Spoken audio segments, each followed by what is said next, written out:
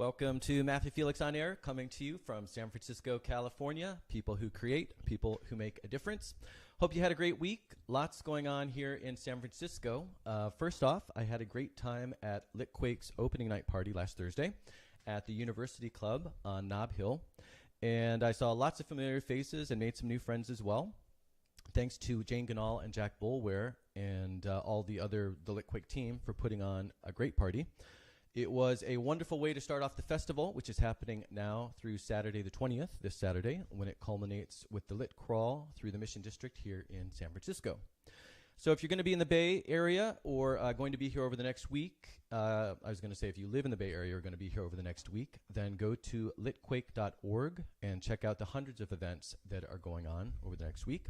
76% of which are free, and if they're not free, chances are that it's such a big event, such a great event, that they had to rent a space, which is why your tickets are helping them to be able to put on those bigger events. Again, that is litquake.org, and of course I should also mention that co-founder Jane Ganal was on my show a few months ago, and that interview is on my Words and Images podcast. And then just 2 weeks ago, Jack Boulware, the other co-founder, was on this show talking about this year's festival. So check out those episodes. They're both on iTunes and Google Play. And then Jack's episode is also here on Facebook and on YouTube. Speaking of Litquake and Lit Crawl, I will be reading at the Traveler's Tales event, Encounters in Faraway Places. The Lit Crawl is split into 3 phases. And the Traveler's Tales event is in the 3rd phase, which is from 8 o'clock to 9 o'clock at House Cafe on 24th Street. So please stop by.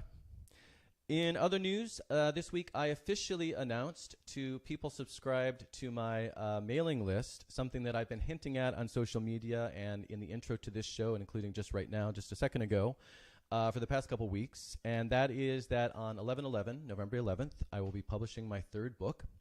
It's called Porcelain Travels, and the subtitle sort of describes what it's about, and it's a very long subtitle, but it's humor, horror, and revelation in, on, and around toilets, tubs, and showers. Now, just like my Morocco book with open arms, Porcelain Travels is a book that I never had any intention of writing.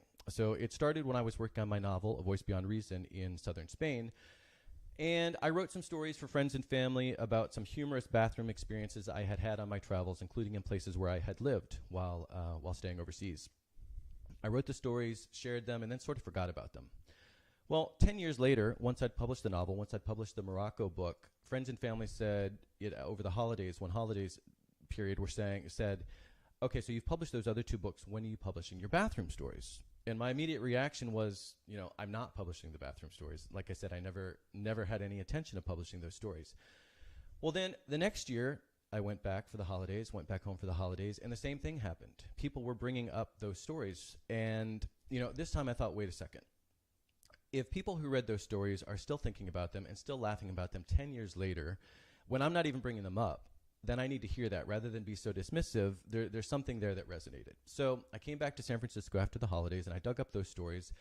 Well, in the meantime, 10 years had passed, and since I wrote the originals, and because I'm such a budget traveler willing to put up with a lot, and if you don't believe me, read the book, but because of that, I had so many more humorous and horrible experiences in the decade that had transpired since the originals that I had a whole bunch more stories. And so it became very clear that I actually had a whole book. So I wrote the other half of the stories, and then I was invited, once I was done writing those stories, I was invited to workshop the entire draft of the book with author, Left Coast Writers founder, and former San Francisco Chronicle book reviewer, Linda Watanabe McFerrin, which I did. And long story not so short, as a result of that and some beta readers and some other editors and writing groups, I now have a book, Porcelain Travels, that is about to see the light of day. So really excited about that. I'm also pleased to say and excited to say that the book has already received some recognition.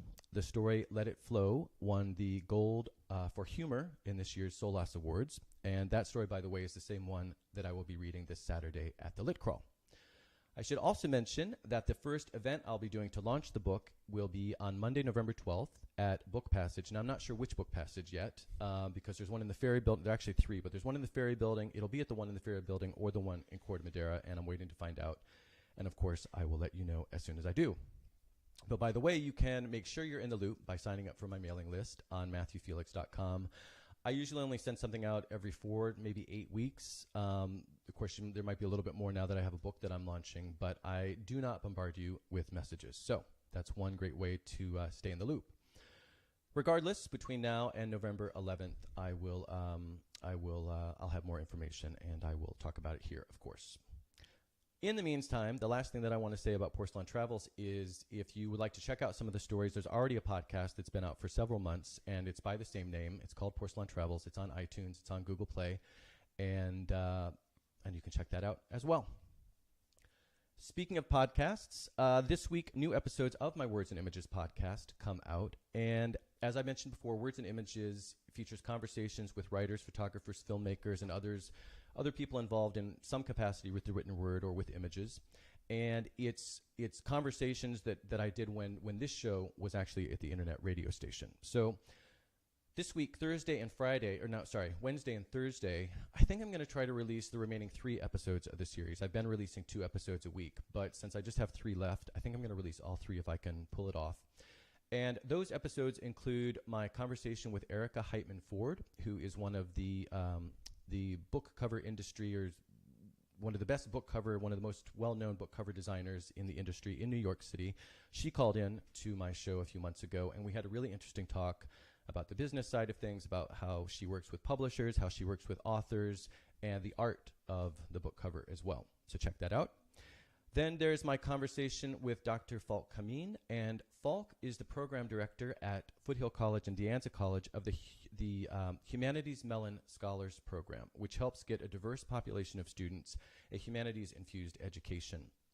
And we had a really interesting conversation, not only about that program, but about the state of humanities in general, particularly in these times when so much of the emphasis, so many of the educational dollars are going to other areas such as, of course, technology. So that was a really timely, interesting conversation that I had with Falk. Last but certainly not least, there is my conversation with local painter and writer Colette Hanahan, and we had a fun, deep conversation about the joys and challenges of living a creative life, particularly when you're sort of, trying to figure it out on your own. I loved that conversation with Colette, so check that one out as well. Or you don't have to look for them if you subscribe. Please subscribe on iTunes and Google Play so you don't have to look for them. Like I said, they will be delivered effortlessly to your phone or your computer or wherever you listen to podcasts. And if you do listen and you're feeling generous and have a second to rate or review, that would help so much. As I've said again and again, that's how the word gets out, and that's how the all-powerful algorithms that help disseminate the podcasts take note of the podcast. So, again, I really appreciate your help with that. Watch it over there. Before we jump into today's show, I think Matthew's getting a little impatient over there. He's rattling the microphone. I want to mention some upcoming guests, and then we'll jump to Matthew. Next week, Michelle Alcedo of Open House is going to be on the show to talk about the work that organization does for LGBT seniors. And the following week, Anne Sigmund, author and adventure traveler, will be on, and she's going to discuss her in-progress memoir called Scrambling Back, which is about not only surviving stroke, but resuming her travels around the world afterwards. And so we'll talk about stroke, we'll talk about memory loss, autoimmune disorders and diseases, and of course we will also talk about travel. All right, no doubt much more going on, but like I said, Matthew is over there getting really impatient, so I think we need to, now you're in denial, but you're over there rattling the microphone. All right. That was my glasses. That was your glasses. All right, well, I don't know because I was reading my script, so I don't know we'll just assume you're telling the truth there. All right. Literary Deathmatch is a reading series co-created in 2006 by Adrian Todd Zuniga. But it's not just any reading series. It's part literary event, part comedy show, part game show. The LA Times called it, quote, the most entertaining reading series ever. So that's a big deal. My guest today is going to tell us much more, but per what I was able to gather from their website, I didn't put the little logo up here. There we go. Because I've never been. I'm going to go for the first time this week, which I'm really excited to check it out for the first time. But per their website, Literary Deathmatch is a competitive, humor-centric reading series featuring a thrilling mix of 4 famous and emerging authors who perform their most electric writing in 7 minutes or less. The readings take place before a live audience and a panel of 3 all-star judges. After each pair of readings, the judges take turns spouting hilarious, off-the-wall commentary about each story. They then select their famous to advance to the finals. The two finalists compete in the Literary Deathmatch finale, which trades in the show's literary sensibility for an absurd and comical climax to determine who takes home the Literary Deathmatch crown. Literary Deathmatch takes place regularly in New York City, San Francisco, and London, but it's also been produced in a total of 60 cities around the world. In the U.S., it's been in Los Angeles, Chicago, Boston, Iowa City, San Diego, Raleigh, and on. And overseas, it's been in Dublin, Paris, Edinburgh, Beijing, Glasgow, and Shanghai, just to name a few. In total, to date, 425 shows, and this is from their website, so there's probably even more by now, but 425 shows in 60 cities comprising 85,000 tickets sold. I hope that all of those people are watching and listening today. On September 7th, 2011, the event presented its 1,000th participant in Glasgow, and in 2016, Literary Deathmatch celebrated its 10th anniversary. Matthew DeCoster is a producer at Literary Deathmatch San Francisco. He is also a former member of Litquake's executive committee. At Litquake, he produced Write On and hosted Barely Published Authors. He's also been published in Sparkle and Blink, SFWire, and Bang Out, and featured at numerous reading series. Matthew recently stopped radiating sunshine at Lit Camp, where, as a founding board member, he helped raise a lot of money for Scholar Match and camp scholarships. Welcome, Matthew. Thank you.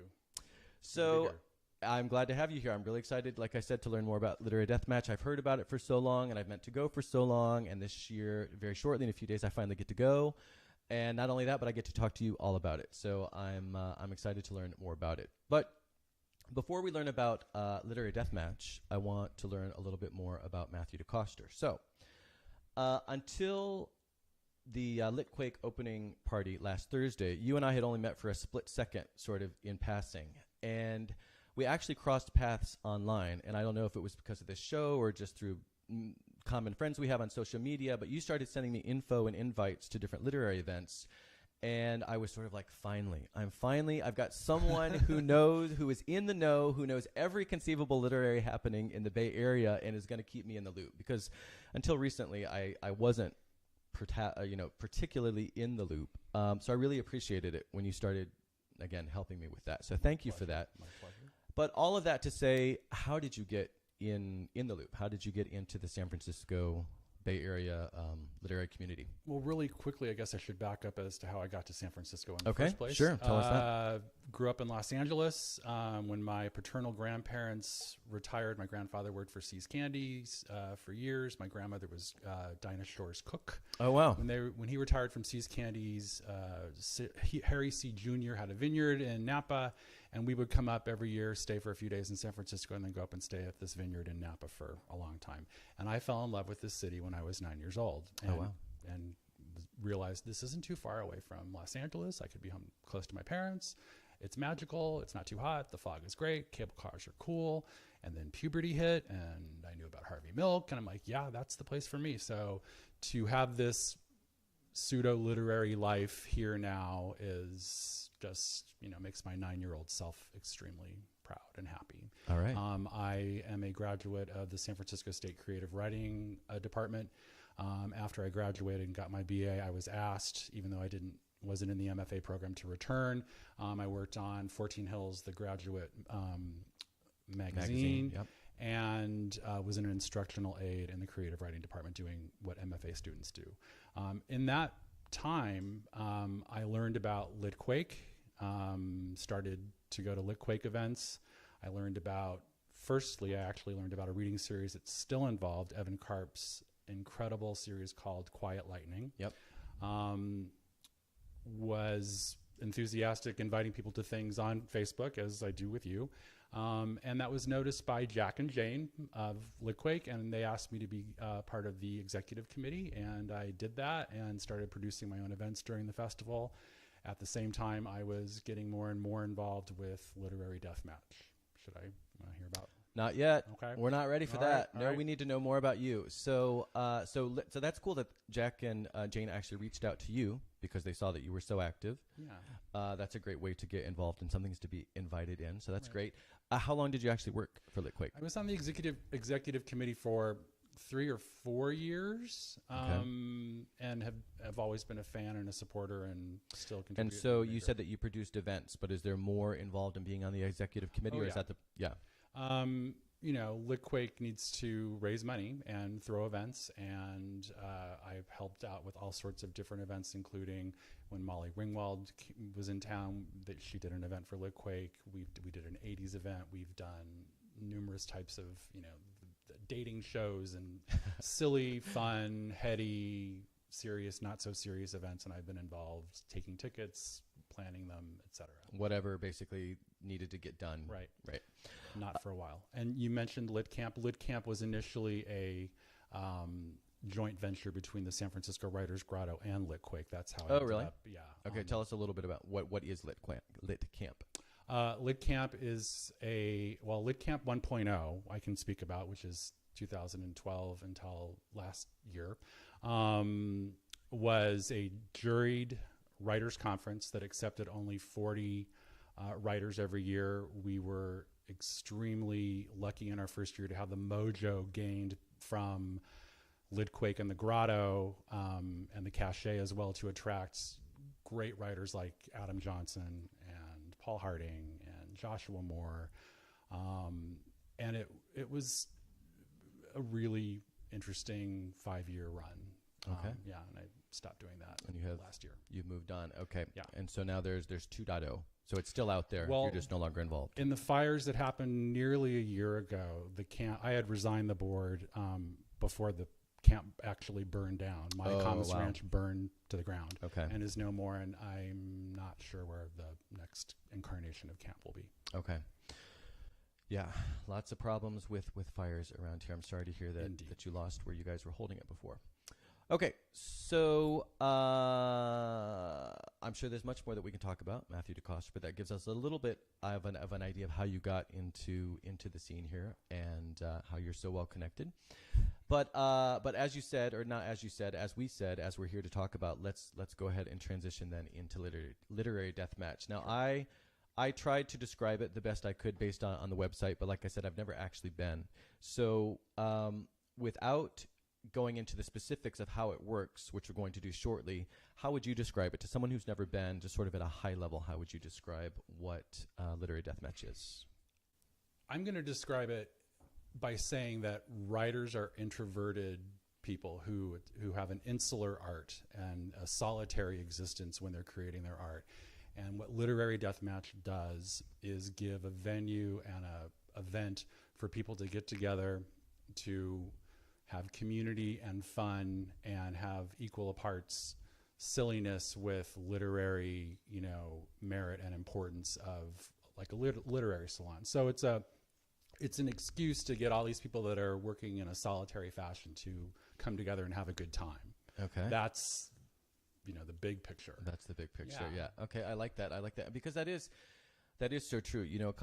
I've been asked several times, including, on my first video podcast episode, I had Erin Byrne interview me in case I had technical issues. I wanted to be the one suffering. And of course I did have technical issues. But one of the things that she said is something that not a lot, but a few other people have said is, where did you come from? You just appeared overnight. And I said, well, I've been in San Francisco for well over 20 years. Right. But of course I knew what she was referring to is when I was working on my novel for 10 years, I was just doing it off on my own. Mm-hmm. And there were times when I would try to find a class or a group, and it just kind of never worked out. So it really is a solitary sort of existence or endeavor, at least it can be. Yeah. So I like that's kind of your perspective on this is helping to bring us out and together and take it seriously, have some fun, which we're going to talk about how you do both at the event. But can you tell us a little bit about how and when the event came to be, just at a high level, the history? Started in New York City in 2006. I did not come on board until 2009-ish here in San Francisco. I've only been involved in literary deathmatch productions in San Francisco mostly, Oakland, and I was involved in the shooting of the television pilot in Los Angeles. Okay. And we have done 63 cities now. You left out 63, Reykjavik, including Reykjavik. Mm-hmm. Was Bjork there? I don't think so. No, oh, she would have been cool. We would have loved. Yeah, I love Bjork. Yeah. Reykjavik's great too. And did you do it in Reykjavik? No. Okay. it's worth checking out. Although Reykjavik is like this big, but I mean Iceland is just amazing. And Reykjavik is a cute little town. But all right, that's a whole other subject. In 2010, this is kind of big picture here. Interview Magazine said, quote, "Events like Literary Deathmatch are helping to revitalize the coolitude of the printed word," and that's something that you guys quote on your sizzle reel. So I'm not exactly sure what the coolitude of the written word is, but is it safe to assume that Literary Deathmatch came to be out of some sort of recognition that readings could be more entertaining, that could be more engaging, that they needed to be sort of revitalized, or at least a different spin? Or I don't think revitalized, but a different spin, I think, would be a better way to put it. I think that there are a lot of great reading series still locally and throughout the world where you can go and just sit and listen and take it all in and not be silly, and I love to do that too. Yep. So this was a spin on part literary salon, part silliness. Yep. And yeah. Okay. All right. Because I mean, And I there guess are times when you go to readings and it's kind of like, okay. So I could kind of see how rethinking it could be interesting. But at the same time, like you said, there are a lot of great series out there that work the way they are as well. But okay, I just liked that, the coolitude of the print of the word, and I thought maybe there was something. Yeah. Okay, so let's talk about specifically then, how does it work? So we've got 4 authors, 3 judges, 2 finalists, 1 champion, 4, 3, 2, 1. Mm-hmm. So tell us a little bit again about the specifics of how it works. Well, first we have to find the people that we want to feature, and it's like throwing a great dinner party and putting puzzle pieces together about what you think will work, what will be funny, who will draw in some fans, who has a presence, who needs to. So that's how it starts. That's basically where my job begins. Can you hold that thought, Sure. though? Because I'm going Happy to ask you a lot about that. Okay, sorry. But no, don't be sorry. Don't be sorry. But can we just talk about, if I'm going to the event, how the event actually transpires? And then we are going to go behind the scenes, and I want to know about your job for sure. Yeah. You did a perfect job describing it, the 4, 3, 2, 1. Yeah. Every author gets to have the stage to themselves for 7 minutes. Okay. They get to read their own published work or a work in progress, not someone else's work at all. And it doesn't have to be, one of my questions was, it doesn't have to be an original work. It can be something they've already. Yeah. Okay. Something that they think will hit the 3 areas that we judge on, which is literary merit, performance, and intangibles, which can be, Matthew, I like your shoes. Okay, thank you. They're new. I do like your shoes. Thanks. They are. They're new. Thanks. They're vegan even. I'm not vegan, but my shoes are. Yeah, who knew? So okay. So it doesn't have to be original material, but one thing you just said is that they read for 7 minutes and they have the stage themselves for 7 minutes. Yes. But I think they're paired up, is what I read.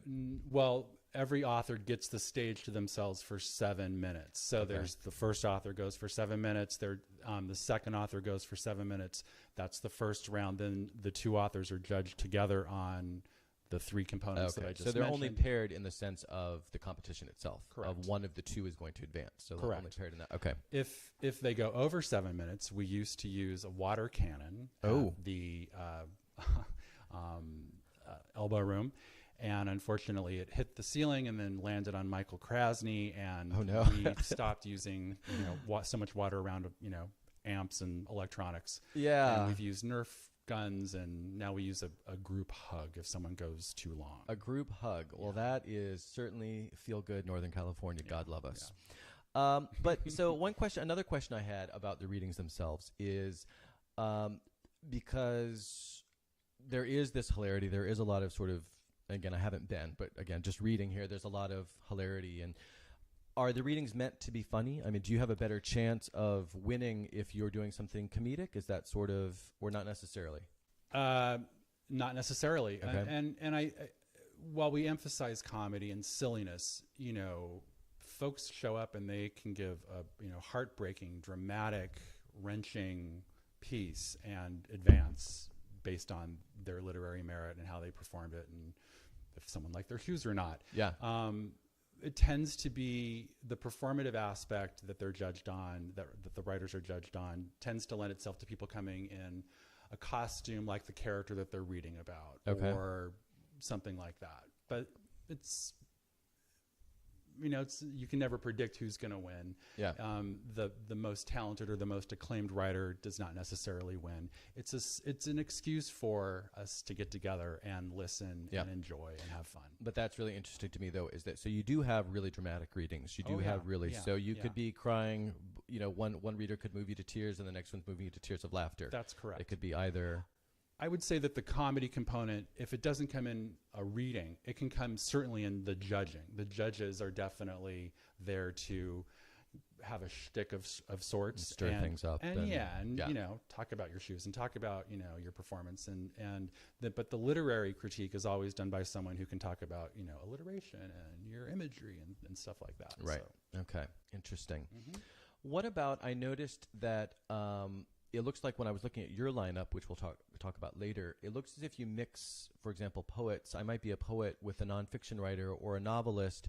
So is that ever kind of tricky to mix people who have such different sort of practices or dealing with such different genres? Or well, like any good dinner party, a mix of different people and types makes for a better dinner party. All and right, that's fair always enough. Made for, if we only had Pulitzer Prize winners, that would be just one note, perhaps, and one sort of feeling. And we go for a mix of a interesting conversation that you would have at a dinner party.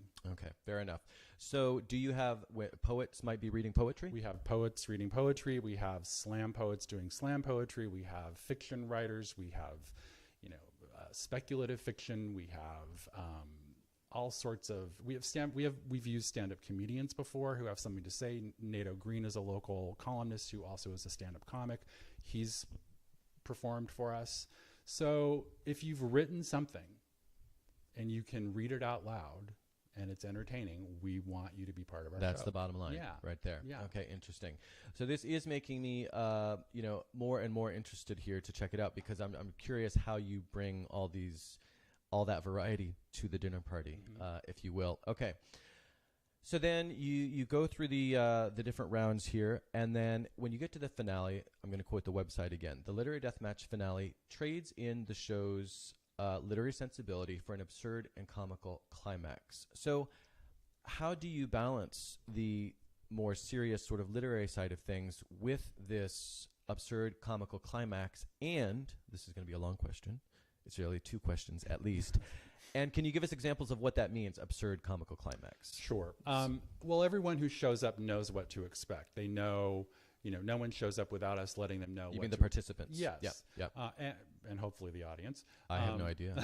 I'm learning as we speak. So folks and writers know that there will be silliness. And if you want an example of how the winner of the first round and the winner of the second round are paired off at the end for the death match. Yeah.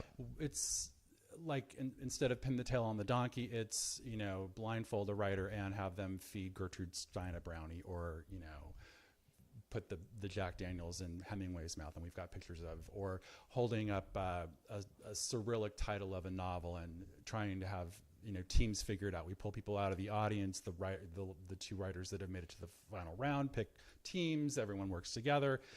That's the raucous part. Okay. And it sounds as if the climax, the finale of each show, San Francisco, Los Angeles, whatever, that you do different things for different finales. Yeah, never the same. So that's the other thing, is that it's constantly going to be different. Constantly different.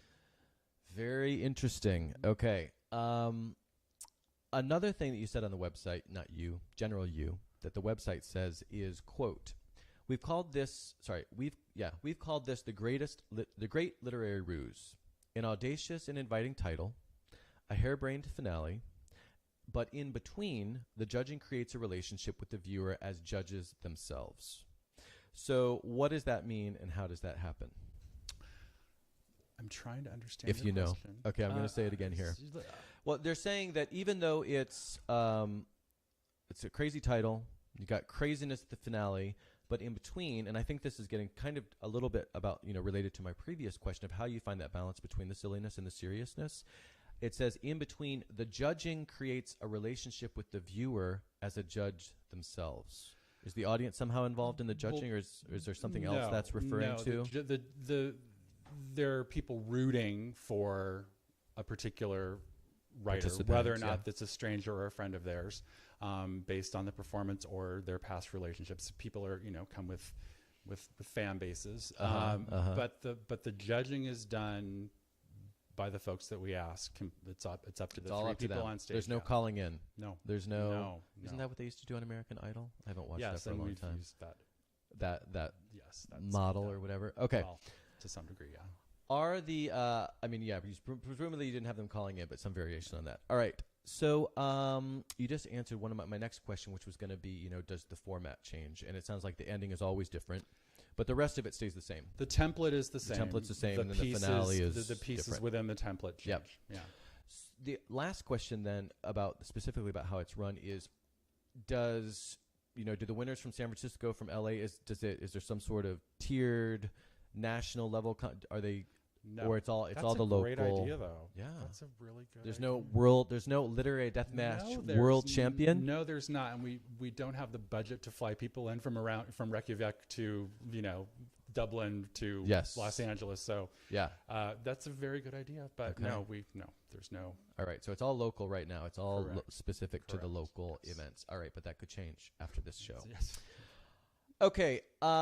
In the past, you've had too many famous authors and judges to mention, although you're welcome to mention any that you might want to mention. But how do you attract such top-notch talent? Because one of my questions, or one of the things I was wondering about in response to this question, you kind of just touched on. I thought, well, it's either two things. One is the event has just developed such a reputation that these people want to be involved. That's certainly part of it. And or they have the budget where they can pay for Michael C. Hall. Wait, Michael C. Hall? Yeah, Michael C. Hall and Moby and Tig Notaro and all these other. And those are just some of the famous judges, never mind, the writers and other literary judges from New Yorker. And Tig Notaro does write her stuff. Yeah. So, well, fair enough. You can be a celebrity and be a writer and be well known. Yes, you can. Yes, you can. Moby, while not a writer, writes his own music and things. Yes. Right. And those the three people that you just mentioned were part of the television pilot. Right, and that's why they stood out. Usually that star-studded every single time. Okay. But that was, those three were involved in our TV pilot.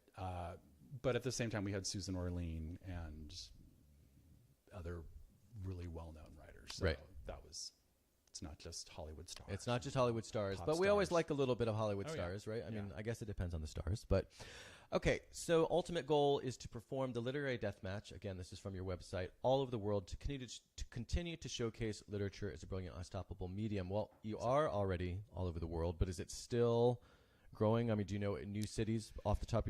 You might not be involved in this because you're local, but do you know more cities that are being added, or not currently right now? Because Adrian Todd Zuniga, the creator, founder, the brains behind the whole enterprise, the host, exactly, is working on a second novel. So this year we've done the second fewest shows that we've done since the second year of the inception of Literary Deathmatch. In 10 years. Yeah. Correct. Yeah, because 12 years, I guess. Yeah. 2006. Yeah. So we've done the fewest shows this year since 2008. So it expands, it contracts. We've done as many as 63 shows in a year. Oh wow. So it changes. There's not a set schedule. Okay. But so it's not necessarily growing in leaps and bounds in the foreseeable future because of some other side projects. Sounds correct. Like he's got a novel being more than a side project. And obviously, we mentioned the television pilot. Well, that's my next question. Okay. So tell us about that. So there was a television pilot that you were involved in. I was a production assistant on the television pilot that we shot at the Florentine Gardens in Hollywood, and it was very interesting for a bunch of folks who've been involved in the stage production to say, okay, what is a camera to, and where do we look, and what's blocking, and how do we? That's become familiar. I bet. On a small scale here, how are the lights working? How's the sound? It was an interesting endeavor, and there's been a lot of interest in the TV pilot. It's been picked up and put on turnaround by various networks. The goal ultimately is to have it on a media platform, whether it's Netflix or HBO or some digital format. Okay. So, what does that mean? It's been put on turnaround? That it's in the running to be picked up? I believe is that what that means, that's the British BBC term for we own it, but we don't have to show it yet. We have the rights. I don't know if that is the current situation. I don't believe that it is, but they had it for a period of time. We were very hopeful that it was going to happen, and then it didn't. Right. So sounds like Sunday. that's the way these things happen a lot of times very common. Somebody contacted me. I've never talked about this. Somebody contacted me about the movie rights for my Morocco book. That never happened at the Litquake party. I was talking with another fellow who was talking about how he had a show that went into production but still never saw the light of day. So it sounds like it's all just very fickle, and you don't know until it actually That's true. Till it actually happens. That's very true. Okay, so we've kind of talked big picture, and we've slowly been narrowing down, and now I think we're ready to talk specifically about San Francisco's literary death match. So when did it get started here in the city? Boy, our first show in San Francisco predates my involvement. Okay. So 2006-07, right in there. It was at the first show, I believe, in San Francisco was at Amnesia. It's been at the Rickshaw Shop. And our spiritual home, Adrian Todd Zuniga calls San Francisco Literary Death Match's spiritual home, because we've done the most shows here. Oh, really? Okay. There's an endless supply of talent, right. Of all levels of fame or infamy. And the Elbow Room is where we will be this coming Wednesday, but not for much longer, sadly. Sadly, not for much longer. Because the mission needs more, presumably more luxury condos. Correct. I'm guessing. Yes, but there'll be one that's low income for people that are making 100,000. Yeah. Sorry, I have to be a little cynical here. Trust me. If you lived here, you would understand. Scary times. Scary, unaffordable times. But okay, so San Francisco, that's interesting that it's been held the most times here. Mm-hmm. How often? 60. We've done 67 shows here. We've done 60 in London, 60 in New York, 47 in Los Angeles. Those are our top four. The top four. Yeah.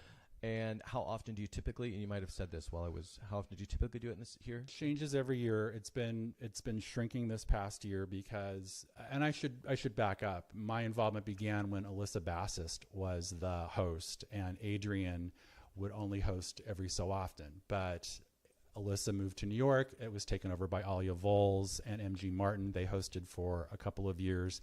And then in our pursuit of becoming a television show, Adrian thought it would be best that there be one face in terms of a host, and he travels the world doing all the shows now. Yeah, yeah. So, I mean, yeah, that's crazy. He keeps the cappuccino business going. I think he's, my God. So that you just reminded me of one question I had. If we take a step back quickly here, so the show, would that be the live things that are happening? That's probably that would be too much production wise. You wouldn't be going around the world following the events. You would just be doing that in a studio. You'd be holding the literary death match for the TV show. Yes, people would go into LA.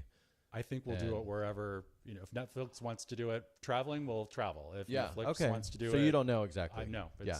Okay. Interesting. I was just curious how that would work. We'll but he would be hosting. Yes. And it sounds like he's a really busy guy. So he's a very busy guy. If you want to write a novel, you're not hosting 100 events a year, or however many you said. He just released a novel, Collision Theory. Yeah, so he's a second busy novel, man. I should say. Yeah, I saw that he had the novel on the website. Mm-hmm. Okay.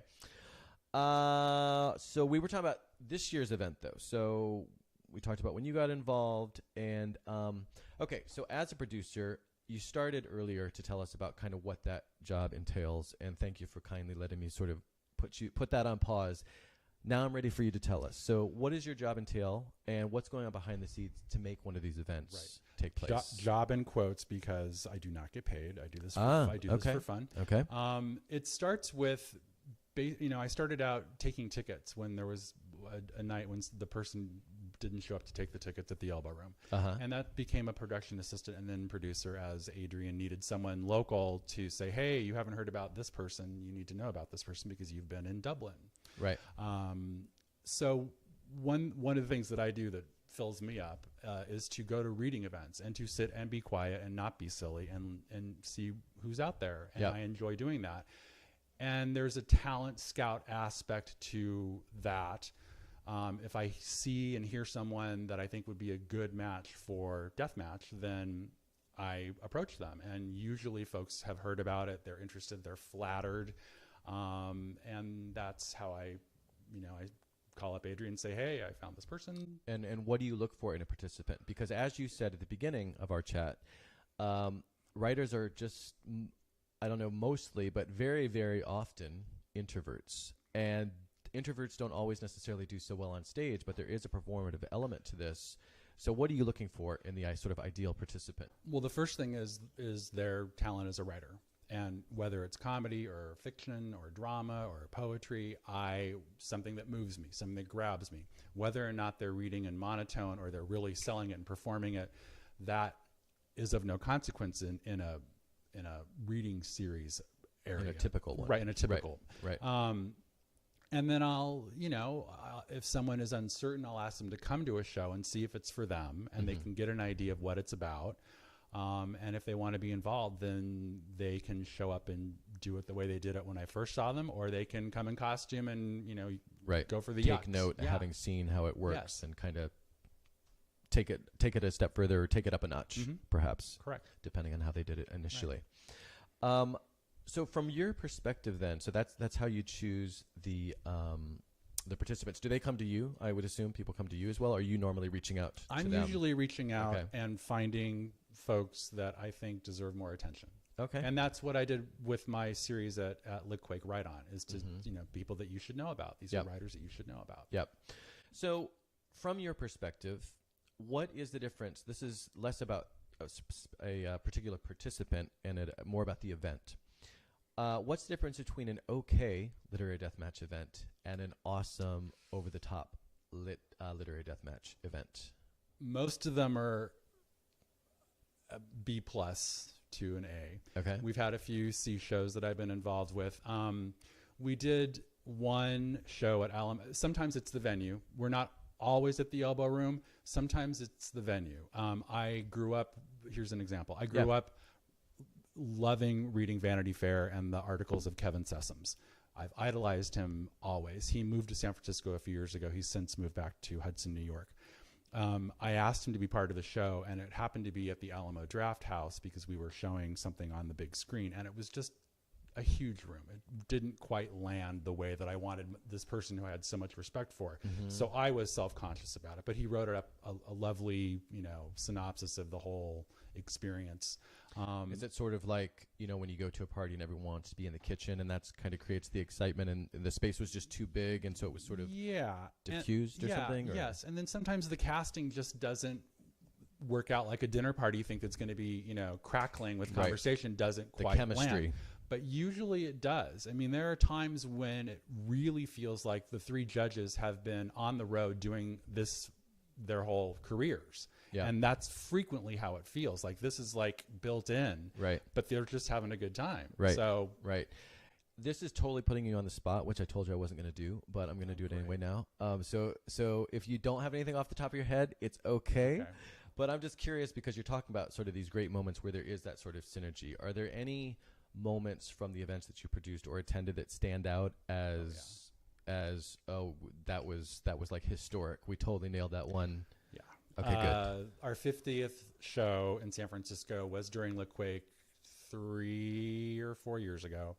And it was Seth Harwood, Sonia Renee Taylor, Jane Smiley, Sam Barry, Brian Boitano was a judge. Oh, wow. Beth Lissick was a judge. And Andrew Sean, pre-Pulitzer Prize winning Greer, was judging literary merit.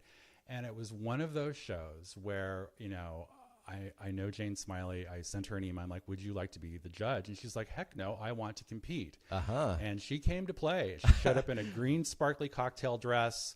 The writers that were on stage with her, Sonia Renee Taylor, was like, I can't, from The Body Is Not an Apology, Sonia Renee Taylor, couldn't believe that I get to share a stage with a Pulitzer Prize winner. And they both made it to the finals. Yeah. And Brian Boitano said to Jane Smiley, Jane, in her green sparkly dress, I know what you're doing. You're trying to pull my heartstrings because you're wearing Christy Yamaguchi's skating outfit from the Olympics. And, and Jane ended up winning that night. Oh, wow. And she also, she then proceeded to do a little ice skating around performance. So that will cow always stick out in my mind. Okay, awesome. All right. So that's just one example of the kind of events that can come together and can happen. Okay. Have you ever been a participant? No. Okay. Just curious. And well, I've been on stage, as Right, but human not a buzzer reader, not a and- contestant no, or a no, yeah. no. You haven't competed, is No, what not yet, I was no. asking. Have you been to literary death matches in other cities? Safe to Only assume? Oakland and Los Just Angeles. Oakland and Los yeah. Angeles. Mhm. Because I was going to ask if there was much of a difference insofar as the vibe and stuff. Probably not so much with No. those places. Yeah, we're kind of similar spirits, I would guess, in a lot of ways. Okay. Choosing the judges, I guess we've kind of already covered that because because again, they're performing as well. So you're not just choosing, again, any just someone who's got a lot of literary. You want someone who's going to be able to. You have a stand-up comic, for example, at this event. We do. Okay. Anything else to add to that, or is that? I you would think that the choose- judges actually have somewhat more of a performative pressure on them because they don't have 7 minutes to just do their own thing. They need to riff off what they just seen. They're Right. taking notes throughout. Right. They're focusing on what's important to them and what sticks out, and then they riff on that. And Well, in the way it's described on the site and some of the stuff I've already read, it sounds as if they're sort of expected to be funny. they are Sort of, yeah. And frequently that's how it works. However, Yeah. the literary merit judge is talking about literary merit. He or she can be funny in so doing, but it's usually very serious. I mean, go ahead. No. I'm going along with you. Yeah, Our last show, I'm just talking with my hands too much. Yeah. DA Doug Powell was just, it was like a master class in literary critique. Sounded and out. Yep. And that's often how we have our literary merit judges. How they they're approach taking it very seriously. yeah. And okay, so that's a great segue into, we've kind of danced around and we've referenced the categories, but let's talk specifically about the categories. Sure. So there's literary merit, performance, and intangibles, which again, we sort of mentioned those earlier. Literary merit, I don't know if we need to go too deeply into that, but that's kind of, I think, more or less self-explanatory. Do you want to tell us just a little bit about performance, and then intangibles is a little more intangible. So can you tell us a little bit about those two categories? The performance has to do, if someone's just standing there and reading their stuff, but they're doing something distinctive in so doing, or tapping their foot in a certain way, or punching certain words, or really nailing one aspect of what it is they're reading. That's part of the performance, and that's what is highlighted by the judge. Intangibles is the most silly of the categories, in that, your shoes, your shirt, I like your hair, stuff like that. So it's just sort of the intangibles is just sort of whatever. Yeah, it's intangible, but it's just like you said. You keep using the shoe example, so it's just something that happens to stand out for the judge, but Correct. it's totally arbitrary. It's totally subjective, and it's not as if the performers can plan to address that category. Correct. Yeah. And you mentioned what is arbitrary. Yep. A lot of the show is arbitrary. Yep. No one is, you're not competing for a Nobel Prize. Some people show up thinking that that's the deal. Right, And taking we've it very had seriously. one or two divas that are like, I can't believe I lost to a slam poet. Well, that's not You're at the wrong event. That is not You're the at the wrong spirit of event. our event. Yeah. Right. Yeah. Yeah. Is it, what do they get? They get the crown? Is there any In sort San of cash Francisco, prize, or is it? and It's just I have a crown that I own that we use. And okay, because I also saw that we pictures of use a and belt. reuse. I think like a boxing that was for belt. we did our TV pilot in a boxing ring That's why. at the Florentine Gardens, which used to be a place where boxing Okay, occurred. that explains So, that. you always get a medal. That's the through line throughout the world. Wherever we do it, there's always a medal involved. All right. I added a bouquet and crown in San Francisco. Okay, from that's my beautiful. garden and a crown that we have. From your garden? The flowers are actually from your Flowers garden. are from my garden, yes. That's great. Okay. Who are the judges? So we've talked about the categories. We've talked about when it's happening. Who are the judges at your event? Which, by the way, if I haven't already said it, which I don't think I have, we have. Wednesday, October the 17th. Elbow Room. I will say the 647, I think it's 647 Valencia. Anyway, we'll talk about the specifics later. But who are the judges at your event this Wednesday? Vernon Keeve III, who is a writer and educator in the East Bay. I saw him speak at Writers with Drinks. Yeah, the That's not a Elbow great Room, series. around the corner from Elbow Room. Makeout Room. Mhm. Yeah, that was That's great. a great series. Run by Charlie Jane Anders, who's also been on our stage as well. Okay. There's a lot of crossover pollination. Yeah.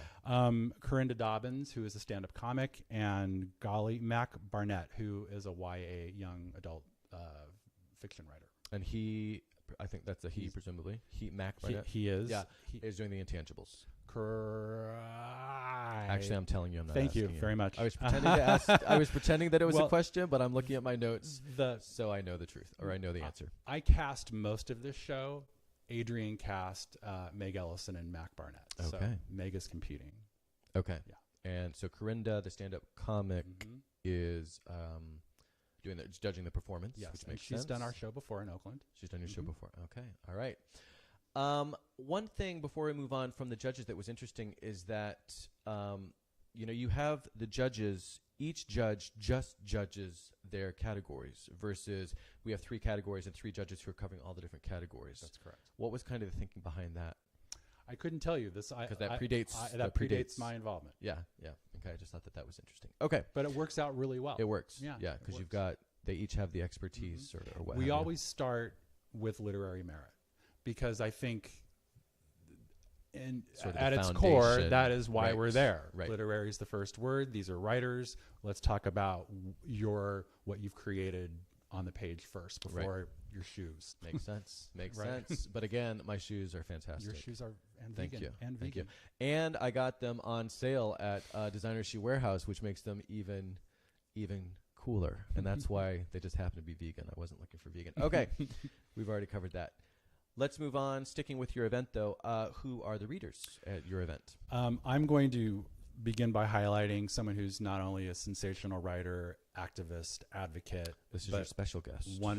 They're all special. But this is your special This guest. is my who's closest not friend who is going to be on stage. Okay. Maisha Johnson. That's not who I thought you were going to mention. Well, they're all. Hold that thought. Okay. No, keep going. I'm sorry. I'll shut up and let you talk and answer my question. Go ahead.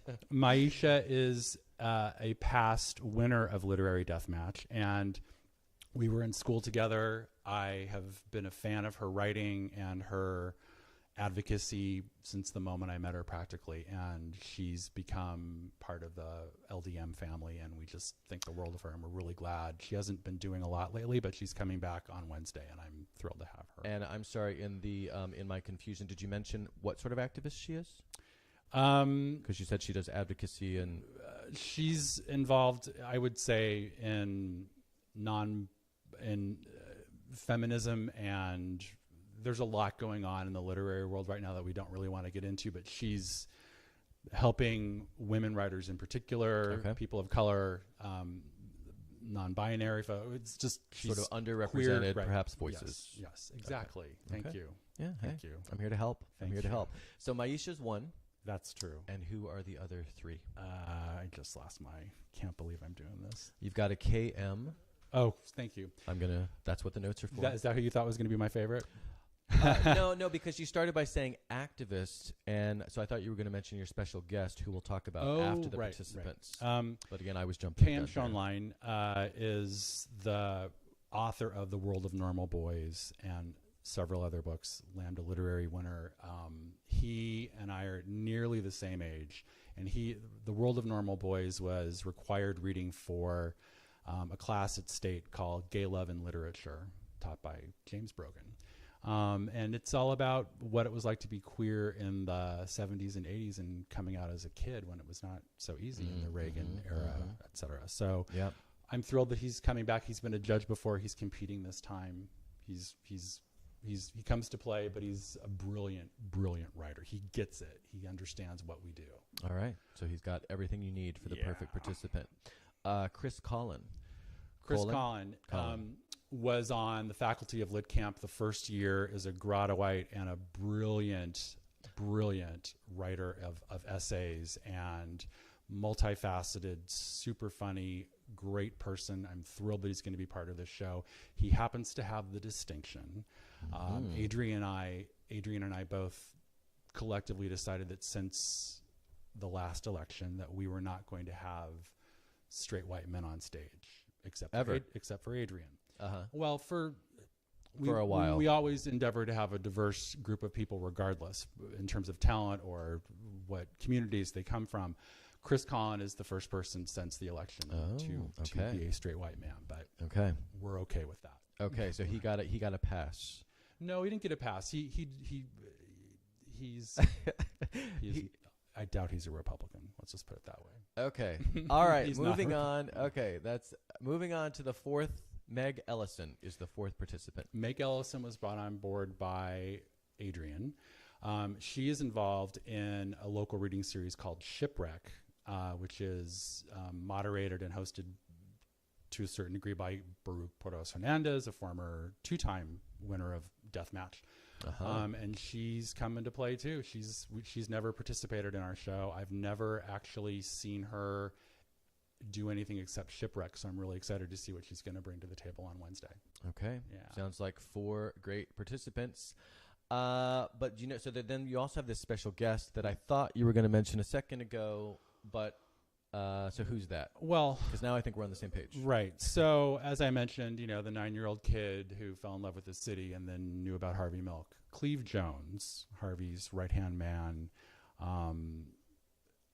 creator of the AIDS quilt, incredible activist for the queer community and very active in the union movements, particularly in hotel workers right now, which are on strike in San Francisco. If you're coming to town, the hotel workers are on strike. I did not know that. Don't be a scab. Don't cross the lines.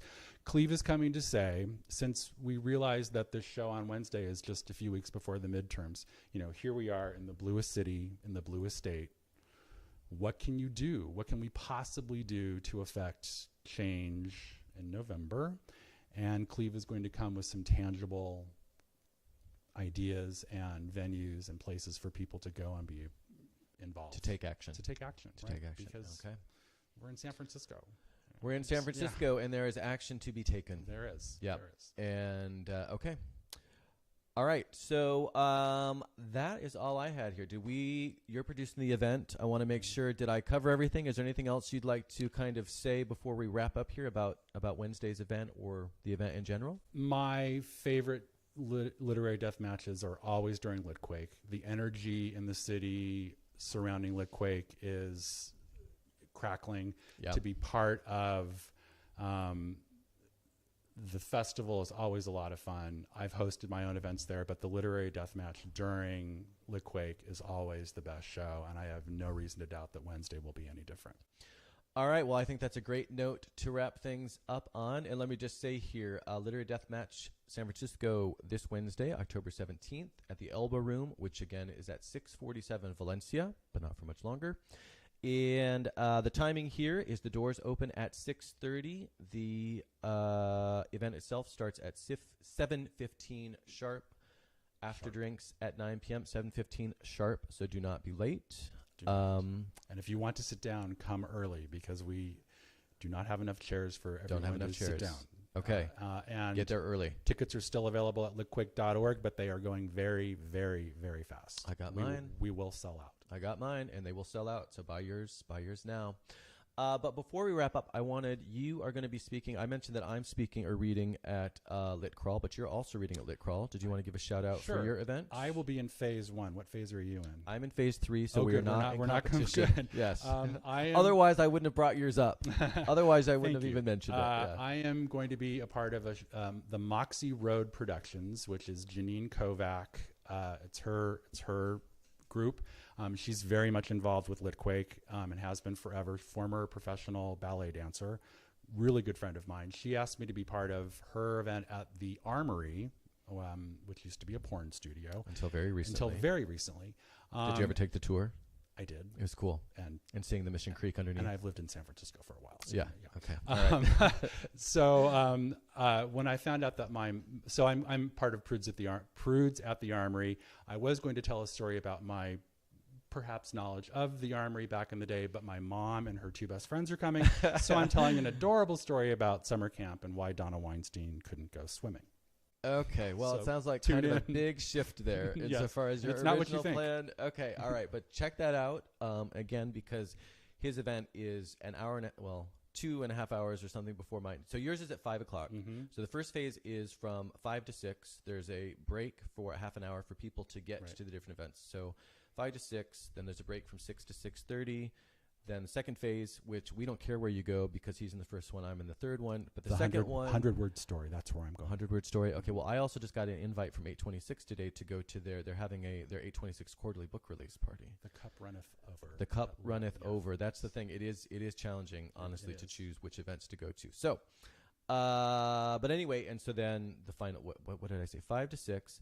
6:30, 6 to 6:30. So then second one is 6:30 to 7:30 with a break then 7:30 to 8. So I'm reading at I'm reading from 8 to 9 somewhere in there. All right. Anyway, literary-deathmatch.com. That one's really easy to remember.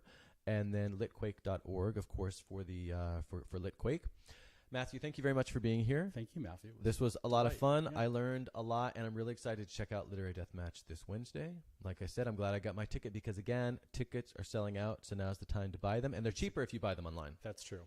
Which is even more incentive to buy them. So anyway, I hope that this year's installment is a huge success. Thank you. Thank you. This was fun. It was. Thank you. All right, that's all for today. Next week, Michelle Alcedo of Open House will be on to talk about the work that organization does for LGBT seniors. Thanks again to today's guest, Literary Deathmatch producer in San Francisco, Matthew DeCoster.